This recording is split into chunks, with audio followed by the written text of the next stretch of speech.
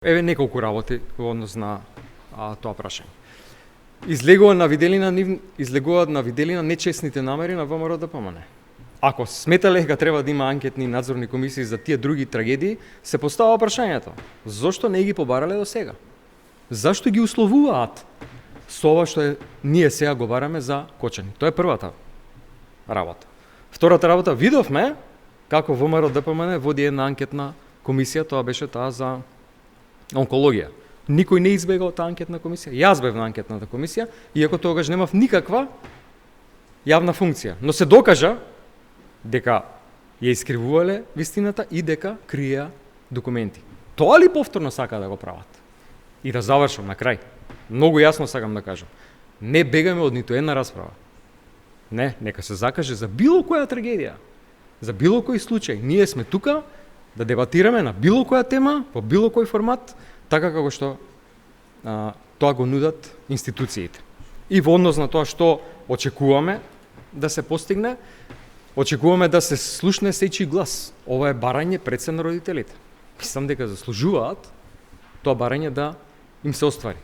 Ајде да видиме секој еден чинител од страна на семејствата, од страна на истражните органи, од страна на сите институции кои што биле вклучени и се сега вклучени во целиот процес, да не се занемари можноста на собранието за тие алатки кои што се нудат. На крајот на краиштата немаме што да изгубиме. Имаме само нешто што можеби екстра дополнително ќе добиеме. Ајде да научиме уште нешто. Ајде да користиме вистински алатките така како што ни се на располагање.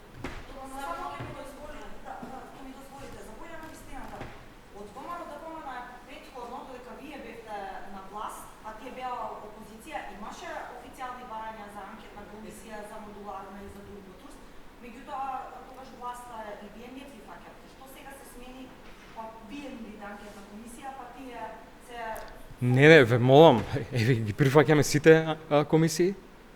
Ти тогаш можеле да закажат како пратеничка група? Како сега ние закажуваме со многу помалку пратеници од колку што тие имале во изминатиот состав на парламентот. Станува збор за вистинската волја, за тоа што се сака да се постигне, што е вистинската цел на тие иницијативи.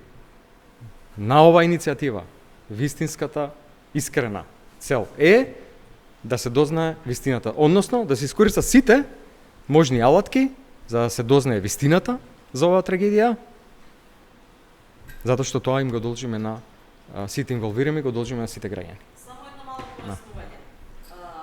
Бидејќи ВМРО-ДПМНЕ има мнозинството, ако ја прошири надлежноста на овој предлог ваш со дополнителните случаеви, модуларна и ДМТУС, вие би учествувале во таква анкетна комисија или не? Апсолутно, па тоа ви го кажав. Да. Не бегаме од нит. Не бега. Тоа дали треба бидат посебни или едно, нека кажат експертите во собранието, тие кои што ги модифицираат и ги димензионираат тоа како се направени анкетните комисии. Нека биде така како што е подобро. Нека биде така како што е најдобро. Дали за сите воедно или за секоја една поединечно. Но, еве повторувам, значи никој не бега. Најмалку јас од било каква дискусија, од било каква дебата, да не оставиме трага зад нас, а сме имале што да направиме, тени страшни трагедии. Што е целта? Целта е да научиме од тоа нешто.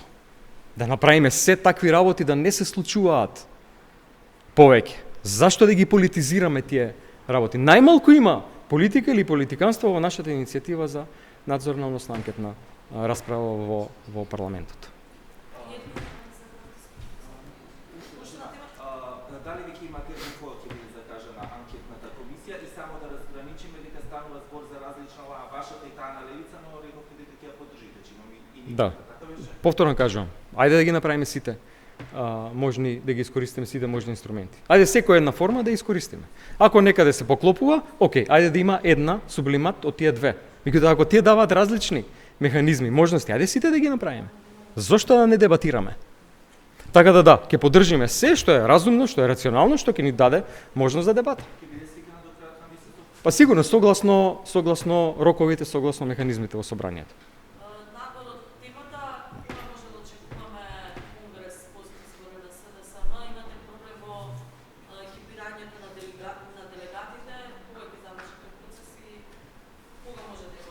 Не. Што го најавно, што веднаш вече. Да, меѓутоа го најави дека ќе биде некаде околу Нова година. Нема проблем во екипирањето на делегатите, поради тоа што делегатите имаат мандат од 4 години. Така да делегатите се тука. Во текот на следните 2 недели ќе се одржи состанокот на Централниот одбор на темите на кои што дебатиравме на изминатите 2 состаноци на извршниот одбор во делот на анализа на резултатите и една предлог програма за делувањето на партијата во следниот период. Да не го прашам за оставка, пошто постојано повикуваат од ВМРО-ДПМН, дали останувате дефинитивно на чело на СДС? Добро, интересно е што такви повици стигнуваат од ВМРО-ДПМН, чишто председател претходно 7 години претрпи некакви изборни порази во еден или друг формат. Не знам зашто тие се занимаваат со СДСМ. ВМРО-ДПМН треба се занимава со ВМРО-ДПМН, пред се со проблемите на граѓаните, кои што силно им тежат на грбот, а не се ни обидуваат да ги решат. Еве и во јавноста излегуваат некои повици и од наши членови, дури мислам дека се инструирани од ВМРО-ДПМН за одговорност или за некакви наводни договарања со ВМРО-ДПМН. Дозволите ми да искористам можноста да го искоментирам и тој момент. Имено дел од нашите партиски другари претрпеа пораз на општинско ниво, нив им беше дадена довербата да ги водат општинските организации, да бидат кандидати и направија најлош резултат до сега во тие општини. И сметам дека немаат морално право тоа да го барат. Но, повторно, јас сум спремен да дебатирам за било која тема и со нив. Во однос на некаков скриен договор со ВМРО-ДПМН или тоа дека ние немаме доволно силна опозицијска реторика во изминатиот период. Сметам дека тоа што ВМРО-ДПМН изгуби 140.000 гласови за година и пол, а тоа е третина од гласовите што ги добија пред година и пол, е заслуга во еден дел и на нашата опозицијска реторика. Ние сме тие и бевме тие кои што ги разобличуваа нивните лаги, нивната лажна реторика, нивниот лажен патриотизам. Ги откривме скандалите, коруптивните шеми, мрежата на договорени тендери за кои што за жал нема никаква реакција. Скандалите во АНБ, тешката партизација на институциите. И ќе продолжиме така силно опозицијски, уште позасилено да работиме во следниот период. И сакам многу јасно да демантирам дека има било каков скриен, таен, полутаен договор за било што со ВМРО-ДПМН. Не може да има договор што со луѓе кои што прашуваат колку чинат животите на децата укочени. Не може да има договор со луѓе кои што кажуваат дека сега не е време за реформи, туку било време на војни. Не може да има договор со луѓе кои што оставија десетици илјади семејства во земјоделството без приходи заради корупција. Не може да има договор со луѓе кои што ништо не прават во образованието. Ги оставија наставниците без зголемени приходи, го нема растот на платите во образованието. Не може да има договор кој што со луѓе кои ништо не прават во здравството. Буквално ништо. Освен што неколку луѓе ме шетарат под клиники и договараат тендери и договорени спецификации. Еден човек поточно. Не може да има договор со луѓе кои што оставаат државата на периферија на Европа, додека Албанија и Црна Гора за година или две ќе станат земји членки на Европска унија. Не може да има договор и нема да има договор со такви луѓе. Ја уште едно кратко Повелете. прашање. Ме мотивиравте сега. Мислите ли дека судиите, обвинителите земаат доволно голема плата или треба да им се покачи платата, бидејќи дека тоа станува прашање дали земаат доволно пари или пак не се заработува доволно? Еве што мислам јас конкретно на таа тема. Сметам дека е уште еден спин на власт да се направи фокус на една работа, на една осетлива тема, а да не се прикаже целосната слика. Не станува збор за тоа, односно не станува збор само за тоа колку и плати зимаат вработените во правосудството. Станува збор за тоа што и како треба да се направи за да се зајакне системот и да тие стигнат до поголеми буџети, така како што тоа функционира во развиените земји. Ете, тоа е вистинското прашање. А власта не го коментира така, поради тоа што за реформи не станува збор. Не станува збор за реформи никаде. Ниту еден реформски закон не е донесен од реформската агенда. Зошто? Поради тоа што тоа не им одговара. Сакаат да ставаат партиски судии, партиски обвинители, тоа сакаат да го партизираат судството. Ништо друго.